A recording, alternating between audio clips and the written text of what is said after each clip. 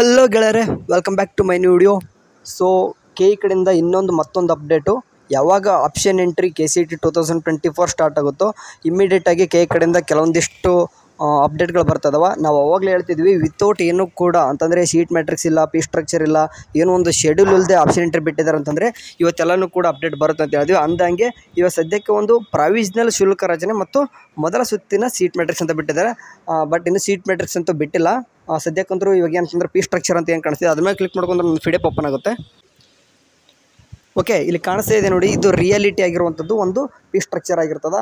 For example ನಿಮ್ಮ ಒಂದು engineer students ನೋಡೋದಂತಂದರೆ government college ಸಿಕ್ಕರೆ ಎಷ್ಟಿದೆ ಅಂತಂದರೆ 42,000 ಇದೆ. ಆ್ಯಂಡ್ ಅದೇ ಗೌರ್ಮೆಂಟ್ ಕಾಲೇಜಲ್ಲಿ SNK ಕೂಡ ಸಿಕ್ಕರೆ 21,000 ಸಿಗ್ತದೆ. ಆ್ಯಂಡ್ SC ಸ್ಟೂಡೆಂಟ್ಸ್ ಆದರೆ 750 ಸ್ಟಾರ್ಟಿಂಗ್ ಕಟ್ಟಬೇಕು. ಆಮೇಲೆ ನಿಮ್ಮ ಸ್ಕಾಲರ್ಶಿಪ್ಪು ಅಥವಾ ಆಮೇಲೆ ಇಸ್ಕೊತಾರೆ ಅದನ್ನೆಲ್ಲ. ನೆಕ್ಸ್ಟ್ ಅದೇ ರೀತಿ ನೋಡೋದಂತಂದರೆ ಹಾಗೆ ಒಂದು ಬೇರೆದು ಕೂಡ ನೋಡೋದಂತಂದರೆ ಇಲ್ಲಿ ನೋಡ್ತಾ ಇರ್ಬೋದು, ಇದು ಒಂದೇ ಕಾಲೇಜ್ ಅಂತಂದರೆ VUC ಕಾಲೇಜೊಳಗೆ 48,000 ಇದೆ. ಆಪ್ಷನ್ ಎಂಟ್ರಿಯಲ್ಲಿ ಕೂಡ ಇದು ಇಷ್ಟೇ ಪೀಸ್ ತೋರಿಸ್ತಾ ಇದೆ. ಅದಾದ ನಂತರ ಅಲ್ಲಿ ಏನಂದ್ರೆ SNK ಕೂಡ ಸಿಕ್ಕರೆ ಅವ್ರಿಗೂ ಕೂಡ 21,000 ಇದೆ. ಸೇಮ್ SS ಸ್ಟೂಡೆಂಟ್ಸ್ಗೆ 750 ಈಗ ಇಷ್ಟ ಕಟ್ಟಬೇಕು. ಬಟ್ ನಿಮ್ಮ ಸ್ಕಾಲರ್ಶಿಪ್ ಅದೆಲ್ಲ ಬಂದಮೇಲೆ ಕಾಲೇಜಲ್ಲಿ ಇಸ್ಕೊತಾರೆ. ಆ್ಯಂಡ್ ನೆಕ್ಸ್ಟ್ ಏನಪ್ಪ ಅಂತಂದರೆ ಇಲ್ಲಿ ನೋಡ್ತಾ ಇರ್ಬೋದು, ಅಂತಂದರೆ ಇವಾಗ ಹೇಳಿದೆ ನಾನು ಪ್ರೈವೇಟ್ ಕಾಲೇಜ್ ಸಿಕ್ಕಾಗ ನಿಮಗೆ 1 ಲಕ್ಷ ಅಂದರೆ 84,000 ಕೊಟ್ಟಿದ್ರು. ಆ್ಯಕ್ಚುಲಿ ರಿಯಾಲಿಟಿನೇ ಬೇರೆ ಅಂತಂದರೆ ಹೇಳ್ದಂಗೆ 1,04,000 ಮೇಲೇ ಆಗುತ್ತೆ ಅಂತ ಹೇಳಿದೆ. ಈಗ 1,07,000 ಇದೆ, 1,15,000 ಇದೆ. ಸೇಮ್ ಅಲ್ಲಿ ಅಂದರೆ SNK ಕೋಟಾಲ್ಟ್ ಆದರೆ 31,000 ಅಂತ ಇದೆ. ಒಂದು 35,000ವರೆಗೂ ಕೂಡ ಬರ್ಬೋದು. ಆ್ಯಂಡ್ SC ಸ್ಟೂಡೆಂಟ್ಸ್ ಆದರೆ ಸೇಮ್ 750 ಕಟ್ತಾರೆ. ಬಟ್ ನಿಮ್ಮ ಸ್ಕಾಲರ್ಶಿಪ್ ಬಂದಾಗ ಇಸ್ಕೊತಾರೆ. ಓಕೆ, ಇಂಜಿನಿಯರ್ ಸ್ಟೂಡೆಂಟ್ಸು ಇಷ್ಟೇ. ಓಕೆ, ಬೇರೆ ಕೋರ್ಸಸ್ ನೋಡೋದಂತಂದರೆ ಲೈಕ್ ಇಲ್ಲಿ ನೋಡಿ, ಓಕೆ ಇಲ್ಲಿ ಕಾಣಿಸ್ತಿದೆ ಬಿ ಫಾರ್ಮ್ ಕೂಡ ಕೊಟ್ಟಿದ್ದಾರೆ. ಬಿ ಫಾರ್ಮ್ 14,000 ಇದೆ. ಇನ್ ಕೇಸ್ ಅನ್ಎಡೆಡ್ ಕಾಲೇಜ್ ಸಿಕ್ಕರೆ 26,000 ಆಗುತ್ತೆ. ಸೇಮ್ ಅದೇ ರೀತಿ ಫಾರ್ಮ್ ಡಿ ಸಿಕ್ಕಿದೆ. ಫಾರ್ಮ್ ಡಿ ಕೂಡ ಅನ್ಎಡೆಡ್ ಕಾಲೇಜ್ ಇರೋದು, ಹಂಗಾಗಿಬಿಟ್ಟು 67,000 ಆಗುತ್ತೆ.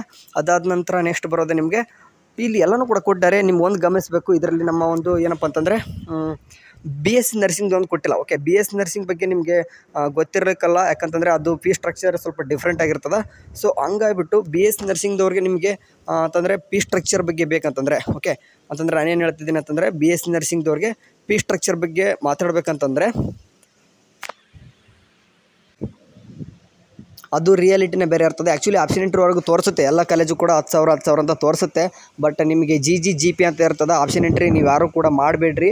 BS nursing students in case ಏನಂತಂದರೆ ಆಪ್ಷನ್ ಎಂಟ್ರಿ ನೀವೇನಾದರೂ ಮಾಡಿದ್ರೆ ಅನ್ಕೋರಿ BS ನರ್ಸಿಂಗು ನೀವು ಮಾಡಿರಿ. ಬಟ್ ನಿಮಗೆ ಕಂಪ್ಲೀಸ್ ಗೊತ್ತಿದ್ರೆ ಅಷ್ಟೇ ಮಾಡಿರಿ, ಯಾಕಂದರೆ GP ಬಗ್ಗೆ ನಿಮಗೆ ಗೊತ್ತಿಲ್ಲ.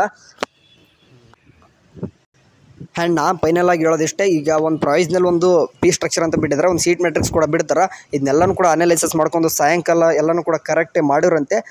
ಸದ್ಯಕ್ಕಂತೂ ಪಿ ಸ್ಟ್ರಕ್ಚರು ಆ್ಯಂಡ್ ಈ ಸದ್ಯಕ್ಕಂತೂ ಕಾಣ್ತಿದೆ. ಇನ್ನೂ ಸೀಟ್ ಮ್ಯಾಟ್ರಿಕ್ಸ್ ಬಿಡ್ತಾರೆ, ಅದನ್ನು ಕೂಡ ನೋಡೋಣಂತೆ. ಬಟ್ BS ನರ್ಸಿಂಗ್ ಬಗ್ಗೆ ಪಿ ಸ್ಟ್ರಕ್ಚರ್ ಬಗ್ಗೆ ಬೇಕಂತಂದರೆ ಒಂದು ಕಮೆಂಟ್ ಸೆಕ್ಷನಲ್ಲಿ ಒಂದು ವಿಡಿಯೋ ಇರ್ತದೆ, ಪಿನ್ ಆಗಿರ್ತದೆ, ಹೋಗ್ಬಿಟ್ಟು ನೋಡ್ಕೊರಿ. ಟೇಕ್ ಕೇರ್, ಬಾಯ್.